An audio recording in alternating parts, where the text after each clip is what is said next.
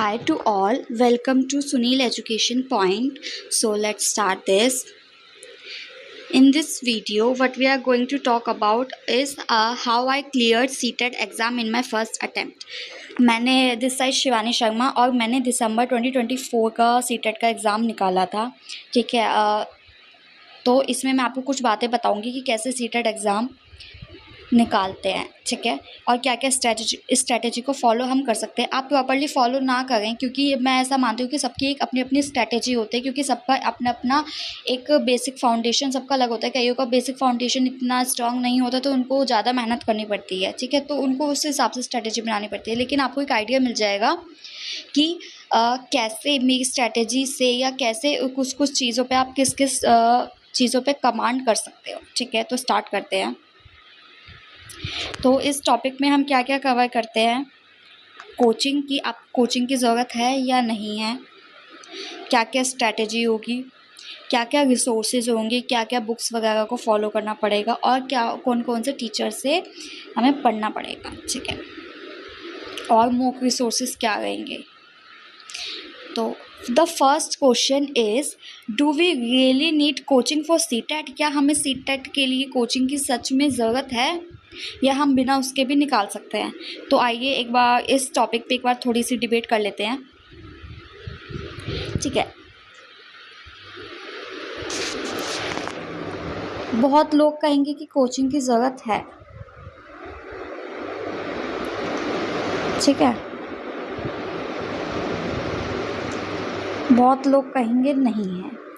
तो मैं आपको ये बताती हूँ कि किन किन लोगों को कोचिंग की ज़रूरत हो सकती है, किन किन लोगों को नहीं है। ठीक है, सबसे पहले चीज़ ये, जिनका बेसिक्स इतना क्लियर नहीं है, तो मैं पहले ये बोलूँगी कि आप पहले कंसेप्ट्स को क्लियर करो। ठीक है, कंसेप्ट एक बार क्लियर होगा, किसी भी टीचर से पढ़ सकते हो। यूट्यूब तो अब तो ऑनलाइन एक ऐसा सोर्स है कि बहुत सारी चीज़ें फ्री में हैं, तो हम बहुत अच्छे से अपने कंसेप्ट्स क्लियर कर सकते हैं। ठीक है, और जो लोग कहते हैं कि कोचिंग से बिना हम क्लियर कर सकते हैं, तो अगर उनका यानी कि उनका बेसिक स्ट्रॉन्ग है, तो एडवांस डायरेक्ट पढ़ो, तो डायरेक्ट मॉक टेस्ट वगैरह दो और निकाल लो, सिंपल सी बात है। लेकिन अगर मैं अपनी बात करूँ तो मेरा एवरेज रहा है, मैं आर्ट्स बैकग्राउंड से रही हूँ और मैंने पेपर 2 निकाला था सीटेट का, पेपर 2। ठीक है, तो मेरे को एसएसटी वाले पोर्शन में मुझे इतनी प्रॉब्लम नहीं हुई, क्योंकि मैंने आर्ट्स साइड से पढ़ रखा है, तो मेरा काफ़ी सारी चीज़ें नॉर्मल रहा है बैकग्राउंड मेरा। ठीक है, लेकिन अगर आपको पेपर 2 निकालना है और एसएसटी की टीचर्स वगैरह में फील्ड में जाना है, तो मैं आपको बोलूँगी कि पहले आप अपने कंसेप्ट क्लियर करो किसी भी टीचर से। ठीक है, और मैंने यूट्यूब पे ही पढ़ा था, मैंने कोई बैच नहीं लिया। एक तरह से देखा जाए तो यूट्यूब वो भी एक कोचिंग ही होती है। ठीक है, बट मैंने ऑफ़लाइन कोचिंग नहीं ली है, मैं यूट्यूब से ही किया मैंने। ठीक है, कोई बैच वगैरह नहीं लिया, जो भी यूट्यूब पे वीडियोस वगैरह अवेलेबल थी मैंने उसी से किया है। ठीक है, अगर मैं कर सकती हूँ तो आप भी कर ही सकते हो। ठीक है, नेक्स्ट चलते हैं कि मैंने सीटेट एग्ज़ाम फर्स्ट अटैम्प्ट में कैसे निकाला, क्या क्या मैंने स्ट्रैटेजी फॉलो करी। ठीक है, आर यू रेडी?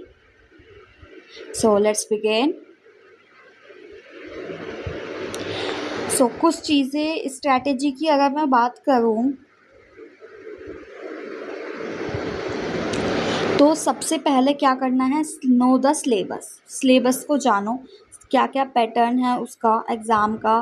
पेपर 2 में जैसे कि सीडीपी आती है, लैंग्वेज 1, लैंग्वेज 2 और सोशल स्टडीज़ का। बेसिकली जो मैं ये स्ट्रैटेजी बता रही हूँ ना, वो पेपर 2 के लिए है। ठीक है, क्योंकि मैंने पेपर 1 नहीं निकाला और पेपर 1 फर्स्ट टू फिफ्थ तक के लिए होता है आई थिंक।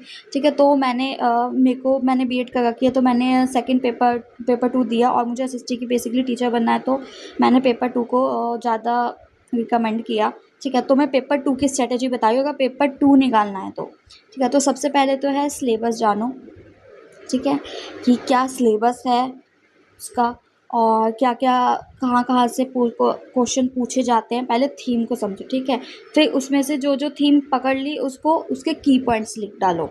जैसे कि फॉर एग्जांपल मैं आपको बताऊं कि जैसे सीडीपी है, ठीक है, सीडीपी में थ्योरीज वगैरह पूछी जाती है, कोलबर्ग की थ्योरी पूछी जाती है, ठीक है, जीन पियाजे की पूछी जाती है, वाइगॉट्स्की की पूछी जाती है। तो ये थीम है, तो पहले उनकी वो की पॉइंट्स लिख लो, सिलेबस को देखो ऑनलाइन सोर्सेज से, ठीक है, वो की पॉइंट्स लिख लो कि सीडीपी में क्या क्या पूछा जाता है, लैंग्वेज 1 हिंदी में, इंग्लिश में, और सोशल स्टडीज़ में क्या क्या पूछा जाता है, वो की पॉइंट्स लिख लो, किसी भी डायरी में लिख लो, बुक्स वगैरह में, ठीक है। फिर अब उसमें सर्च करो यूट्यूब पे ही कि कौन कौन से टीचर्स हैं, कौन कौन से सब्जेक्ट पढ़ाते हैं, ठीक है। जिस भी टीचर्स का समझ आए आपको, उसका उस वो टीचर को सिलेक्ट कर लो हर उसके लिए। जैसे कि मैंने सीटीपी के लिए हिमांशी सिंह है, हिमांशी मैम है जो, उनकी सीटीपी के लिए उनको रिकमेंड किया था, तो मेरे को अच्छा लगा, काफ़ी अच्छा पढ़ाती हैं वो, तो इस वजह से, ठीक है। फिर उसके बाद जो वो पढ़ा रही है, जो भी वो वीडियोस देख रहे हो कॉन्सेप्ट्स की, उसके नोट्स बनाओ, ठीक है। नोट्स बनाओ। अब ये नहीं कि नोट्स बनाते गए कि पहला पूरा सिलेबस हो जाएगा हम तब पढ़ेंगे, नहीं। अगर आज आपने मान लो वाइगॉट्स्की की थ्योरी पढ़ी है, तो जो आज पढ़ा है तो उसको रिवाइज़ करो, ठीक है, जो भी पढ़ा है उसको रिवाइज़ करो, ठीक है। रिवाइज़ करने के बाद जैसे कि और फिर उसके बाद मॉक दे दो, कंसेप्ट मॉक। जैसे कि आज हमने पियाजे की थ्योरी पढ़ी, ठीक है, पियाजे की थ्योरी से रिलेटेड जो भी उस कंसेप्ट पे जो जो मॉक टेस्ट आते हैं वो सारे मॉक टेस्ट लगा डालो, ठीक है। और फिर जब सारा सिलेबस हो जाए, कंसेप्ट वाइज मॉक वगैरह हो जाए, तो फिर फुल मॉक दो। पता चलता है कि क्या क्या स्कोर आ रहा है। जैसे कि आप बहुत सारे प्लेटफॉर्म है, अब तो अड्डा 247 पे दे सकते हो। टेक्स्ट बुक बहुत अच्छा है, टेक्स्ट बुक बहुत अच्छा है, मैंने भी टेक्स्ट बुक्स का सब्सक्रिप्शन लिया था, तो मैंने उसमें दिए थे, ठीक है। इतना समझ। अब आप आगे चलते हैं कि मैंने क्या क्या रिसोर्सेज फॉलो किए, ठीक है। सबसे पहले अगर मैं सीटीपी के बारे में मैं बात करती हूँ, तो सीटीपी के लिए मैंने हिमांशी मैम के लेसन्स अटेंड किए थे। यूट्यूब की प्लेलिस्ट है उनकी, अभी मैं दिखाऊंगी कौन सी प्लेलिस्ट मैंने पढ़ी थी, ठीक है। यूट्यूब की प्लेलिस्ट, उन पे सारे कंसेप्ट आ गए, सीटीपी के जितने भी कंसेप्ट हैं, सारे सारी थ्योरीज वगैरह, एवरीथिंग, ठीक है। हाँ, प्लेलिस्ट लो, ठीक है, उस वहाँ से नोट्स वगैरह बनाओ, ठीक है, और उसको रिवाइज़ करो, ठीक है। रिवाइज़ करने के बाद कंसेप्ट मूक लगा लो, क्योंकि फुल मूक तो लास्ट में ही लगाना, फुल मूक एकदम से मत लगाना। अगर फुल मूक एकदम से लगाओगे स्कोर बेकार आएगा, डिमोटिवेट होगे, तो उससे कोई फ़ायदा नहीं है। मैंने फुल मूक कभी स्टार्टिंग में कभी नहीं लगाया, कभी नहीं।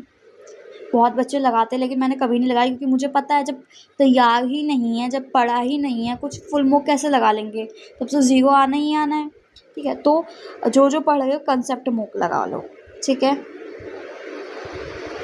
प्लेलिस्ट ये है, प्लेलिस्ट ये जो है बहुत पुरानी प्लेलिस्ट है वैसे तो, अगर न्यू आ गई है तो ठीक है, लेकिन पुरानी प्लेलिस्ट मुझे ज़्यादा इफ़ेक्टिव लगी, सच बताऊँ, क्योंकि इसमें बहुत ज़्यादा डिटेल्स में है, बहुत अच्छे से मैम ने कवर कर रखा है टॉपिक। 40 वीडियोस है, कंसेप्ट प्लस बहुत सारे मॉक वगैरह भी है। तो मैंने, ये बहुत पुरानी वीडियो है, सर्च मारोगे ना CTP playlist by Himanshu Singh ma'am, तो ये वाली प्लेलिस्ट जो है, ये वाली प्लेलिस्ट देख लेना, ठीक है। मैंने ये वाली प्लेलिस्ट करी थी और उसी से मैंने नोट्स वगैरह बनाए थे, ठीक है।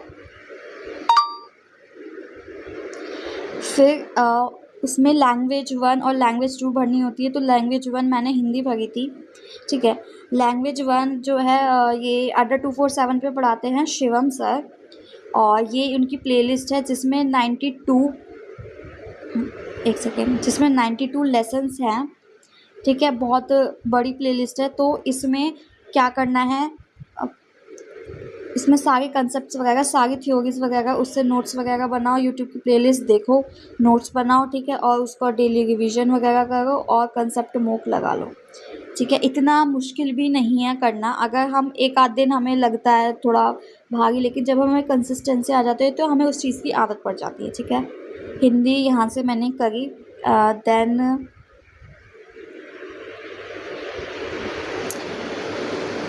देन अगर मैं इंग्लिश की, लैंग्वेज 2 इंग्लिश है, इंग्लिश की बात करूँ, तो ये भी अड्डा 247 पे पढ़ाती हैं निधि मैम, ठीक है। इनकी ये वाली 86 लेसन्स की प्लेलिस्ट है, बहुत बड़ी प्लेलिस्ट है, कंसेप्ट वगैरह लगाओ, इसमें ही मॉक वगैरह है, इसमें पेपर जो है उसका पहले लास्ट ईयर के पेपर का एनालिसिस भी है, ये सब करो, ठीक है। उससे कंसेप्ट वगैरह से नोट्स वगैरह बनाओ, रिवीजन करो, देन कंसेप्ट मॉक लगाओ, ठीक है। अब बात करते हैं सोशल स्टडीज़। थोड़ा सोशल स्टडीज़ के बारे में बात करूँ तो थोड़ा इसमें क्वेश्चन सबसे ज़्यादा पूछे जाते हैं, ठीक है। ये एक ऐसा पार्ट है, बहुत लोगों को प्रॉब्लम होती है, बाकी और उसमें इतना नहीं होता है क्योंकि हिमांशु सिंह मैम अच्छा पढ़ाती है, उनका भी हो जाता है और लैंग्वेज भी हो ही जाती है, ठीक है। सोशल स्टडीज़ इसके लिए मैंने क्या काम किया था, इसके लिए तो मैंने कोई टीचर नहीं किया था, सच बता रही हूँ, कोई भी टीचर से मैंने नोट्स वगैरह नहीं बनाए। हाँ, मॉक टेस्ट के लिए या मैराथन वगैरह ली थी मैंने, लेट्स लर्न पे ही है, एसएसटी के लिए मैराथन क्लासेस थी वर्षा मैम की, वो सब मैंने की थी, ठीक है। सोशल स्टडीज़ के लिए 6 to 8 तक की एनसीईआरटी पढ़ लो, इनफ है। वैसे तो अभी तक 9-10 की एनसीईआरटी से एसएसटी से सवाल पूछा नहीं किया, बट हम रिस्क नहीं ले सकते, अगर मन करे तो पढ़ लेना, नहीं तो इतना नीड नहीं है, इसलिए मैंने ब्रैकेट में लिखा। लेकिन 6 to 8 तक की एनसीईआरटी इनफ है, ठीक है। फिर उससे पहले पढ़ लो, अच्छे से समझ लो, और शॉर्ट नोट्स बनाना, ये नहीं कि लंबी लंबी लाइन पूरी बुक छाप रहे। नोट्स का मतलब ये होता है शॉर्ट नोट्स हो और अपनी हैंड राइटिंग में हो, ठीक है। शॉर्ट नोट्स बनाओ, उसका रिवीजन करो एंड देन मॉक टेस्ट लगाओ। 6 to 8 तक की सिविक्स, ज्योग्राफी, हिस्ट्री वगैरह सब, ठीक है। हाँ, फिर उसके बाद जब हम जैसे कि हमारी 6 to 8 तक की एनसीईआरटी हो गई, सिविक्स की हो गई, ज्योग्राफी की हो गई, हिस्ट्री की हो गई, तो लेट्स लर्न पे ही वर्षा मैम की मैराथन क्लासेस हैं, ठीक है। उनको देख लो, थोड़ा रिवीजन भी हो जाएगा, थोड़ा इसमें ये भी पता चल जाएगा कि इसमें बहुत शॉर्ट माइंड मैपिंग के थ्रू पढ़ाया गया है, तो हम क्या क्या चीज़ें नोट्स में ऐड कर सकते हैं, तो तुम वो चीज़ देख सकते हो। तो मैंने प्लेलिस्ट देखी थी और ये इन्होंने क्वेश्चंस भी बहुत सारे मॉक वगैरह करवाए थे, तो उसके बाद इनके मॉक वगैरह लगा लिए, ठीक है।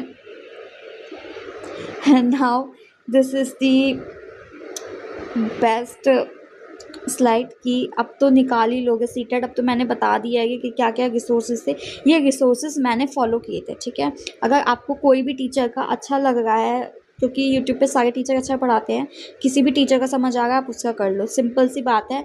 उसकी स्ट्रैटेजी बनाओ पहले, ठीक है, उसकी वीडियोस वगैरह देखो किसी भी टीचर की, उससे रिलेटेड कंसेप्ट वगैरह बनाओ, रिवीजन करो और देन कंसेप्ट मूक लगाना स्टार्टिंग में। मैं पहले ही बोल रही हूँ, कंसेप्ट मूक लगाना।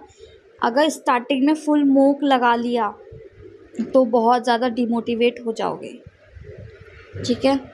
तो फुल मूक लगाना और फुल मूक कह रही हूँ, कंसेप्ट मूक लगाना, और जब पूरा हो जाए तो उसके बाद फिर फुल मूक लगाना, फिर प्रैक्टिस करते रहना, ठीक है। इसके लिए कंसेप्ट मूक और फुल मूक के लिए अड्डा 247 है, उस पर भी कर सकते हो, ठीक है। टेक्स्ट बुक है, उस पर भी कर सकते हो, बट मैंने टेक्स्ट बुक पे लगाया था तो मुझे टेक्स्ट बुक का पता है, ठीक है। टेक्स्ट बुक काफ़ी अच्छा है, फ्री वे भी है उसमें, ठीक है। तो ये सब था। Thank you for watching.